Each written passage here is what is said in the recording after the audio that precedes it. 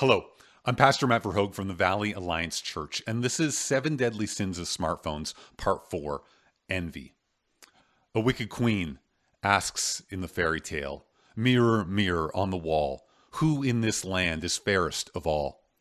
And it pleased her for much of the time, saying how beautiful she was, but one day replied, "You, my queen, are fair, 'tis true, but Snow White is 1,000 times fairer than you."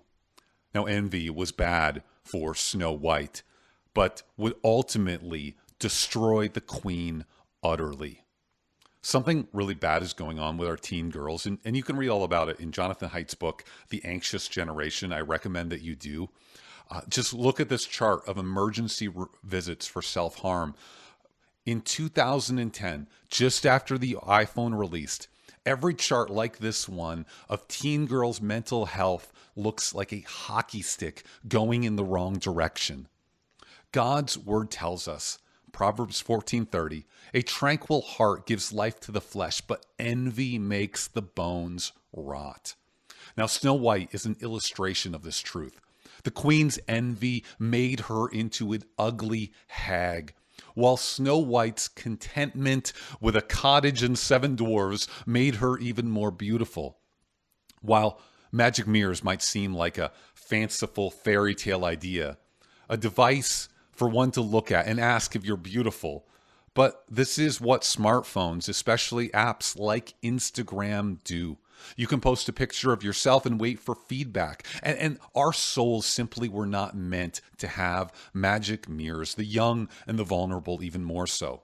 God tells us in 1 Timothy 6:6, "Now there is great gain in godliness with contentment." Trusting in Jesus means that God is for you, that you are his child, and you will inherit the kingdom with everything you need. Romans 8:32 promises, "He who did not spare his own son, but gave him up for us all, how will he not also with him graciously give us all things?" Melissa Kruger says, "Coveting does not result because we don't have something. We covet because we fail to believe something." So what shall we do? 1, beware of image-based apps and selfie culture. 2, we need to delay full access to smartphone for kids. I think 16 at a minimum. Basic phones are okay, but no browsers, no downloading of apps.